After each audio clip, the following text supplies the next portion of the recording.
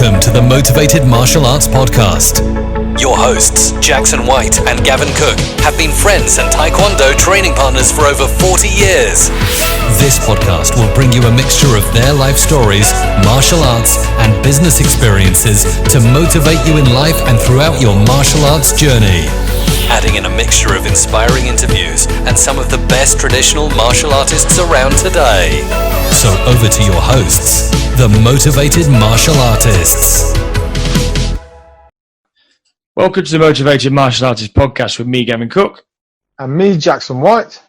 And today we're recording part one of our four-part series. Part one is talking about reopening our schools and the synergies and the differences between the stuff that's going on in the UK and the US, because we've got Skillz executive Mike Evans on the show with us today.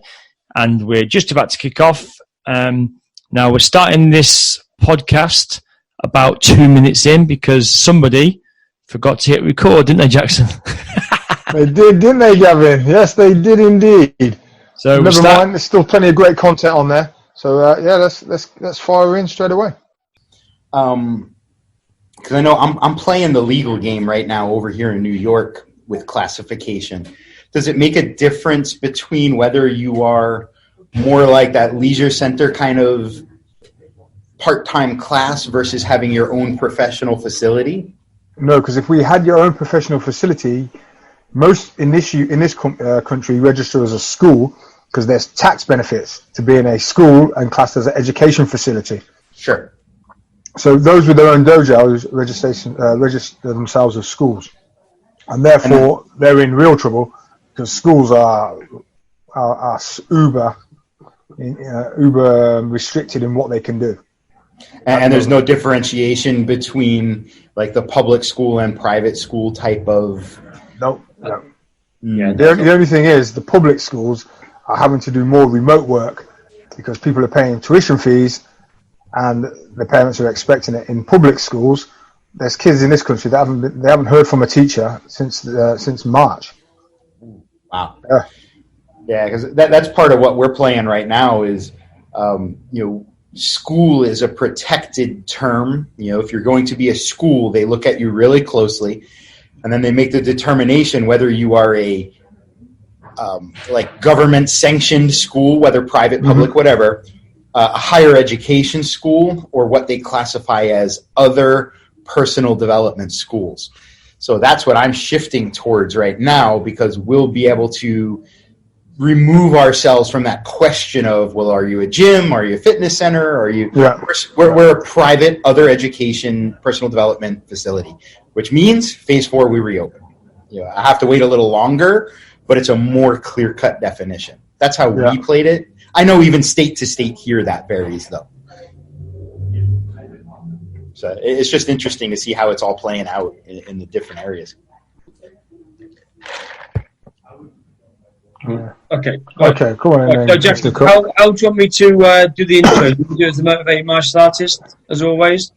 Yeah. And then I'll introduce Mike and just talk about, obviously, our sort of Skillz US partner, and we just wanted to do like a 4-part series, really, based on just say welcome to number 1 of our 4-part series. Yeah, and really about the synergy between what's going on in the US and what's going on in the UK and the differences, and to see if it can help anybody along as they're starting back in their schools, I suppose. Mm-hmm. Yeah. So. This phone's off.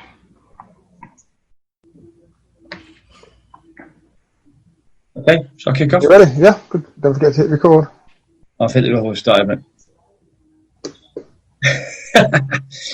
Welcome to the Motivated Martial Artists Podcast with me, Gavin Cook.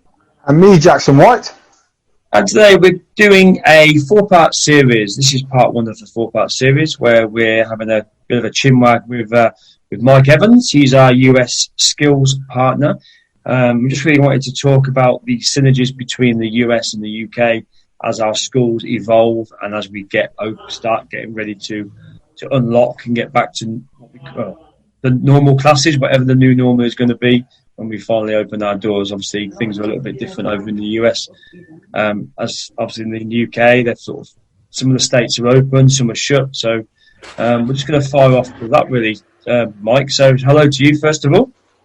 Good afternoon, or is it's evening over there? Good evening. Evening. So we've got Jackson on as always. Do you want to fire off first, Jackie? So, just sort of, I suppose, just fill Mike in really where we are in the UK in terms of what we're looking at doing in terms of openings, in terms of this, I suppose, the government guidelines.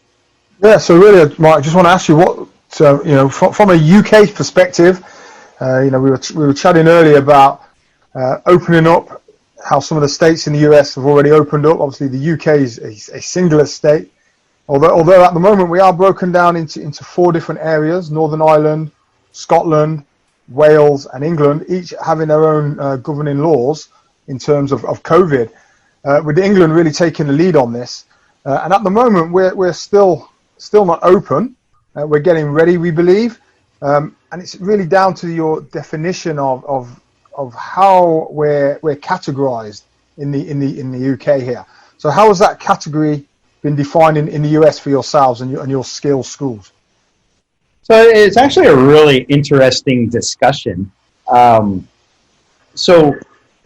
arts is, at least in New York, and every state has its own definitions. But in New York, where I am, we fall partially under the Health Club Act. So essentially that is for billing purposes. So we're not allowed to sell a certain amount without being bonded, and it really protects the users. It's a good thing. And then as far as like fire codes, so when it comes to how many people can we have on site per square foot, by that definition, we fall under fitness centers, gyms, and so on. Other than that, though, there's really no regulation for our industry, so we find ourselves in this Bermuda Triangle of regulation where nobody really knows. Are we a gym and not really opening? Are we a private school and definitely opening?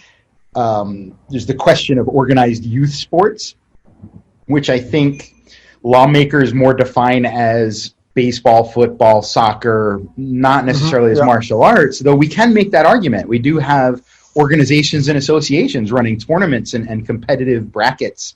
So nobody really knows, and it's been up to us to provide the set of best practices and in good faith make these decisions, and then have to go back and explain ourselves when we get that cease and desist order, or for those of us that are opening, or deal with the public in general. That court of perspective is also very challenging at times. So it's all in flux. I've done a number of videos where I've done a video on a Sunday night. I said, right guys, from next week we're going to be doing this, this, and this, and then on the news on the Monday at 5 o'clock, it's no, you can't do that, and it's like backtrack.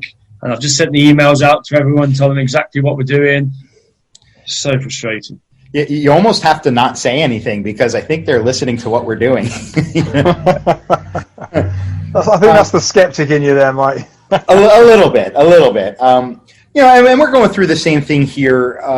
As we looked at our reopening plan, again, I'm in New York, and we have this 4-phase plan that our governor came up with, which for the most part I agree with. There's a couple little things, especially as they pertain to me, that I might disagree with. But we decided to take a similar track. And when we set up our reopening schedule, we actually looked at 8 weeks. We looked at the timeline leading up to the 4 weeks before we could open, and then the 4 weeks after we could open. And we built it in such a way that, like a shuttle launch or a rocket launch, it's based on the launch time. Now, that launch time might be today, or we might get some weather, and that shuttle launch might be pushed off for a week. So we built it in such a way that if I say, hey guys, in week, we're calling it like week -4 before we open. So in week -4, this is what we're going to be doing. Expect to see it Monday. And then the governor comes out and says, well, I have some bad news for you. Well, we just shift that timeline down a little bit. We're not giving hard dates on things. We're just giving relationship-based dates. Based on what the governor says, this is where we are. And that's been working really well for us.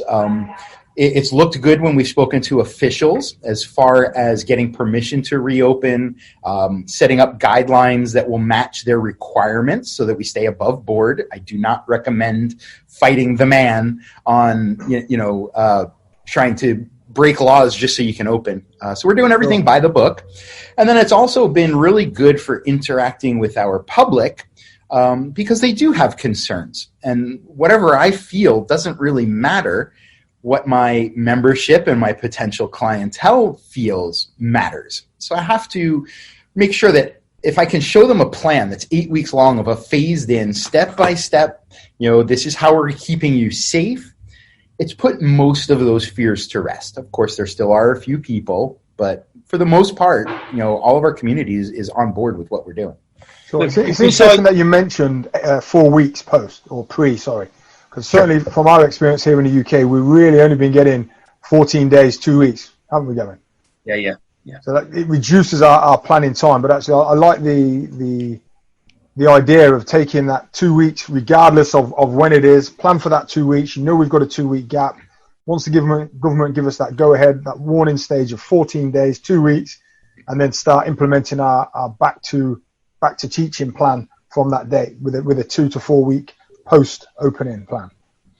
Yeah, and I mean, some of the details certainly shift. For example, we're in week -1 right now. That could change at any time. Sure. But as of right now, we expect that this week we're actually closed. It's our traditionally we do this as our midsummer recess. It ties in with Independence Day, and it's just a lot of people are away, so we usually close this week anyway. And it just so happened to lay out during the time where in week -1, our goal is to prep the facility. So we started off in week -4 with just training. You guys didn't really see anything, but trust us, we're behind the scenes. We're training our team on these things. And then even if the timeline had shifted so that maybe week 4 and -4 ended up being today, I go right back to training on other things, and it just elevates our game a little bit. And I get to say that, well, I'm not retraining the same thing every time our timeline gets pushed back. I'm taking the opportunity to train even further. And then when we started going back to Zoom classes, we moved them back to filming at the school. And then this week, as I mentioned, we're closed and we're renovating and cleaning and prepping. And we want the perception to be that the facility is a safe place, but we also want the perception to be, particularly for those who continue to support us, that we continued investing that money back into them. We didn't just take it and put it in our pockets and sit on the couch for 12 weeks. We were here. I think there's many instructors that have done that, certainly from the fraternity in the UK. The feedback that we're seeing, and certainly from myself and Gavin's own experience, actually, we're working twice as hard. At least. A lot of our parents, they see that. A lot of our customers see that. And I think that's well appreciated. Yeah, but you're absolutely right. There's a lot of schools that are investing that money in their schools, and quite rightly so. In the day, the parents and the students have been paying you really for a different version of classes. Yes, you've been given a lot, and they've got a lot, but it's not really what they signed up for in the early days. That they expected you to actually be. Sure. Yeah, so I suppose you've got to. I think there's that. Yes, I'm giving a lot more value, but even so, you can understand from the parents' perspective. Like I say, it's perspective. I can't say my words now. Perspective. Like I say, it's a different type of training. So, in terms of your curriculum, then, Mike. So we know that obviously you're a skills school. How obviously I know the obvious stuff, things like distance apart, social distancing, setting up, maybe having smaller classes. What else have you had to do regarding this sort of curriculum to get people ready to come back? Sure. So, because we're so systematized, a lot of these shifts become, I don't want to say really easy. They're not really easy, but they are easier than maybe they would have been if I had to wing it on my own. Most of the changes that we're making are we're decreasing the capacity of our school a little bit. Now, by design, my school is a little smaller than some. I look at about 165 students is my hard maximum. I don't like going above that because I lose that sense of who everybody is. So we designed a lean and mean school. But even with that, we've had to limit some of the class capacities so that I can keep distancing on my mats, so that I can meet some of the requirements for some of the rules coming down from our government. With that, we've shifted our mindset a little bit in class such that, remember back in the beginning, everybody moved to Zoom or YouTube or wherever else. And the challenge was, well, how do I do what I want to do in this new platform? Yeah. And it was a real challenge for a lot of people. And what we're doing is looking at it the opposite. How do I take the same practices from a virtual class and implement them in a way that I can run them on site? Because if I can now teach an exciting, motivating, and valuable, educationally valuable class, still keeping people that far apart, using those lessons from the virtual environment is going to be key. And then the other things we've been doing is just a lot of education.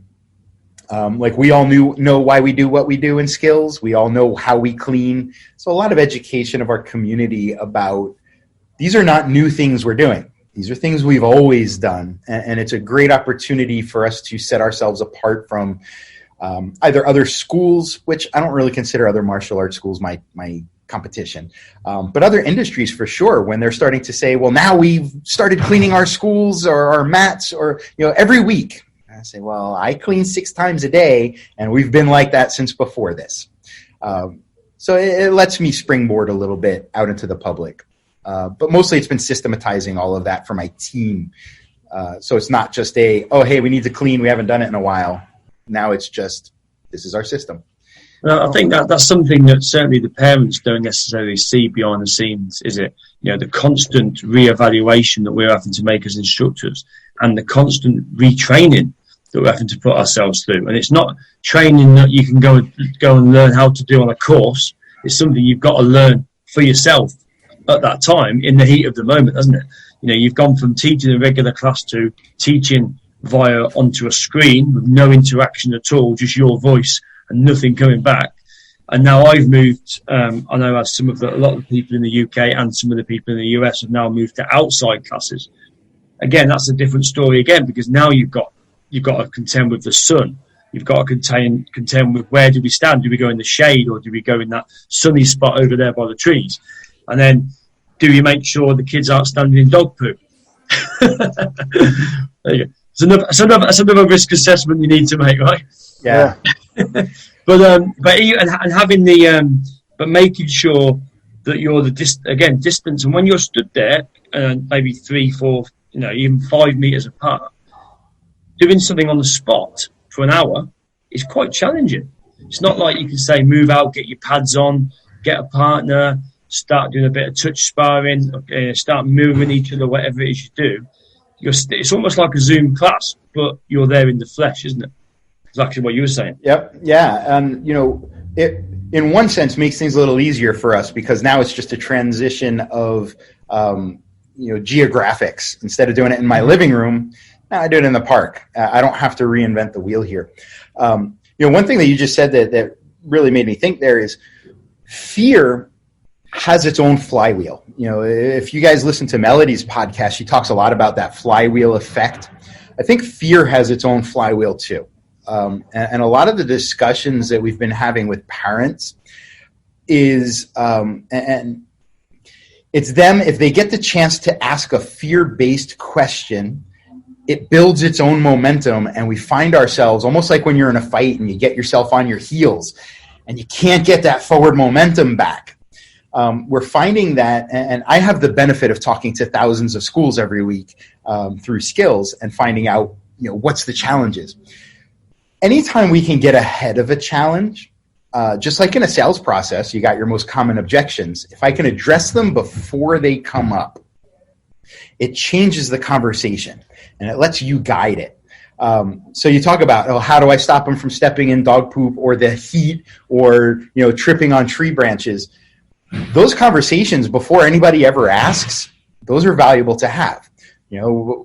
Everybody in the United States that studies martial arts is Johnny Johnson and their mother is Mrs. Johnson. So, you have that conversation with, Well, Mrs. Johnson, when Johnny comes to his first class in the park, make sure he has water. Make sure that he has, maybe some shoes that he doesn't wear in the house. We do clean the area before class, but there is the potential that somebody walked their dog there. And it makes people feel as if, oh, wow, they've really thought this through. I feel so much better. Address my concerns, yeah. Yeah. So those things are valuable. And very often you're the one that notices the mistakes before anybody else. It happens and in your head you're going, oh man, how did I not see that? Before mom and dad saw it. Those are the things you make mental notes of, and the next student that comes up, you already address it.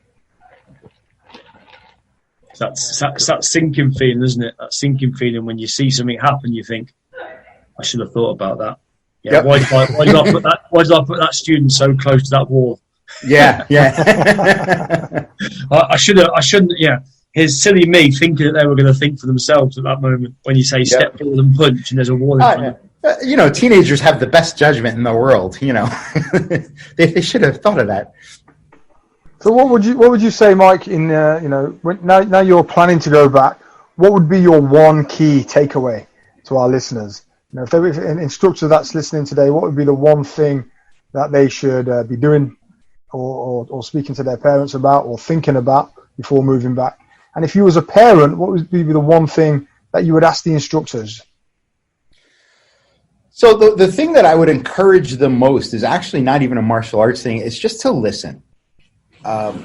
We as martial arts instructors tend to be the kings or queens of our castle, and we spend a lot of time telling people. We're in a time where people have legitimate concerns. And I said it a little earlier, it doesn't matter what you believe. What matters is how are you going to reassure everybody that it's safe to come back? So I would spend a little while listening, both to your parents. Over here in the States, we have a lot of parents groups on Facebook, and I encourage all instructors to be in the local groups. Listen to what people are saying on both sides of the issue. Take yourself out of the politics. It doesn't matter.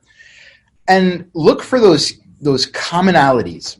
Everybody is afraid of this or everybody is not afraid of that. And write responses to those things, not for public consumption, but so that you can start working it into your dialogue as a business owner, not as a martial arts instructor, as a business owner. So for example, when I'm doing my weekly videos with my students, I've already addressed the things that I hear in Facebook, and Twitter and all these other places. So that listening aspect is going to become so important. As a parent wanting to come back, I tend to fall in the middle. Not to get into politics, but I know there are people far to one side or the other. I tend to be towards the middle where, yes, I'm taking precautions, but no, I am not stopping my life, right? So somewhere in the middle. So as a parent, the things that I want to know are just, do you have a plan? It doesn't matter what the plan is even. Do you have a plan? And then the question becomes, what is it and does it make sense? Is it simple? Because if you have to explain it in too many sections, this, except that, but sometimes this, that's too much. Do you have a plan that's logical, simple, and makes me feel safe? So they kind of go together. You got to listen to what I want so that you can have a plan before I ask for the plan. Or just eavesdrop. Right. Man, I am a Facebook stalker extraordinaire in an ethical way, in a very ethical way.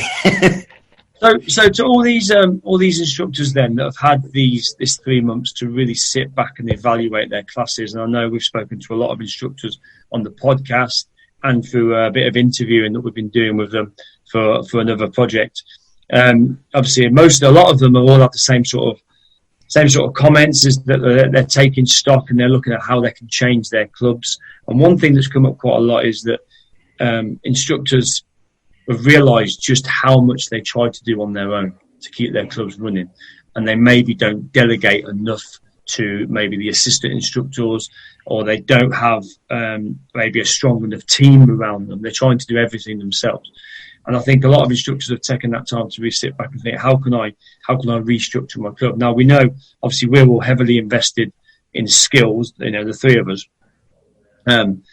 So what would you, I suppose, for people that are quite new to the concept of Skillz and how it works, because Skillz is great for that, what I've just mentioned about how to build a team, because you're building your junior instructors and you're building your leaders around the curriculum, as opposed to building them around that one instructor who's trying to pass his or her knowledge onto those instructors, and they're never going to teach as good as you, right?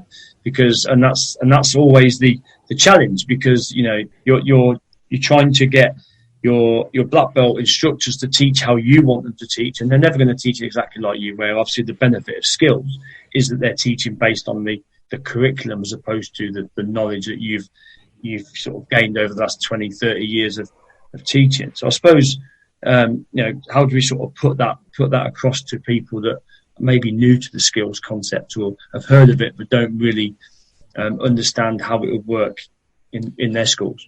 Sure. So there's a couple ideas there. And of course, shameless plug, Skillz makes this easy for everybody. So if you need help with this, it's a good resource for you.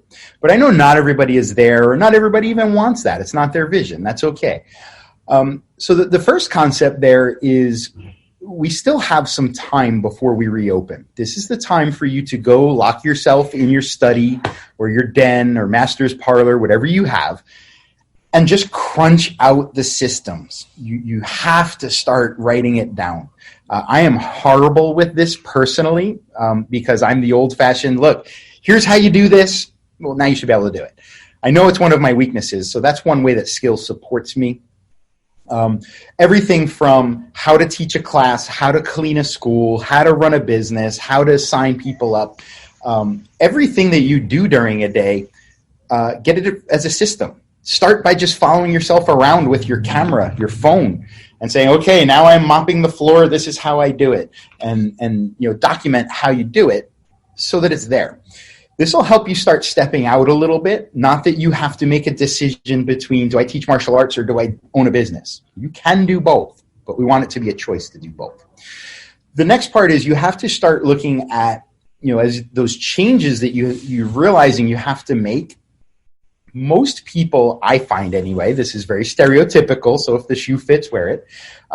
Most people look at change within their martial arts school as, here's what I want to do, how do I make it fit all these new places, right? And they just try to find new ways or new catchphrases or new products to sell their same old martial arts system. And this is nothing against the same old martial arts system, but I think when we start approaching it from, well, what do I want to accomplish with this? And the Skillz version of that answer is, well, we're a childhood development center that uses martial arts as the tool. So I am looking to accomplish childhood development. I make my martial arts lay over the top of that. So for us, it's really easy to make those changes. If we're stuck on, well, at white belt, they have to learn this pattern. Okay, that may be true, but you didn't tell me why. So it's a less powerful conversation with a student or parent, and it's also harder to adapt. If you tell me that you want to teach a certain aspect of martial arts and you use forms to do it, it becomes much easier to play. So do a lot of introspection in your art there. And I think certainly from myself and Jackson's perspective, because obviously we teach traditional Taekwondo as well, and that's something that we do see. And it's difficult sometimes when you've got these youngsters and you're trying to force them into learn a pattern or learn a kata or whatever style you're teaching, because then you see that roller coaster ride that Melody talks about, where you've got maybe it's too easy or too hard for a 5-year-old, but then it's too difficult for that 7 or 8-year-old, isn't it? At that same level, and that's where you get that dropout. Which then I think that's certainly something that I know myself and Jackson, obviously we've sort of working on our clubs together on how we can make it much better when we go back, as most instructors are looking at thinking, well, how can we, okay, I've got a good school, how do I become an amazing school? If I've got an amazing school, how do I become a frigging awesome school, or however you want to phrase? But I think that's the key, isn't it? You can always make improvements. And I think in the world that we're living in, you have to make improvements every year or so anyway, really. If you leave your club to fester for a year without making changes, you're out of date, aren't you? So we realized this really quickly with the whole coronavirus pandemic, that the people who were doing good, and one of my favorite quotes is "good is the enemy of great," right? You get really comfortable. Mm-hmm. Everybody that said, we've innovated, we've jumped on Zoom, and then that was all they did. Yeah. After the first week, they were no longer innovative. After the second week, they were no longer even status quo, because people like yourself were coming up with new platforms that were bigger and better than Zoom for our needs anyway. And then by the third week, you were actually backsliding because you said, Zoom is good enough. And as soon as you get that mindset, you start growing crust, and not being fresh anymore. Yeah. That's right. So don't get comfortable. You can't be. You always have to be innovating. No, most definitely. Okay then, Mike, we're going to wrap it up there. So we really appreciate your insights into the topic of reopening, and certainly looking forward to our next episodes where we're going to talk about systems and what systems that we've implemented in the three main areas in your business that you can grow with systemizing your business and schools. All right, sounds like a plan. And systemizing is not an easy thing to do. It's a simple thing to do, but it makes such an impact in your business and your life. No, we look forward to talking to you about it tomorrow. All right, I'll be here. Lovely. All right, thanks, Mike. Thanks for your time, Mike. Appreciate it. Thank you, gentlemen. Bye-bye. Cheers, bye. I hope you enjoyed this week's episode, and don't forget to subscribe to the podcast on your listening platform. It would be awesome if you could also leave us a review. We really appreciate your valued feedback. Also, check out our website, themotivatedmartialartist.com. We also have a YouTube, Instagram, LinkedIn, Facebook page, and Facebook group. All the links are available on the show notes below.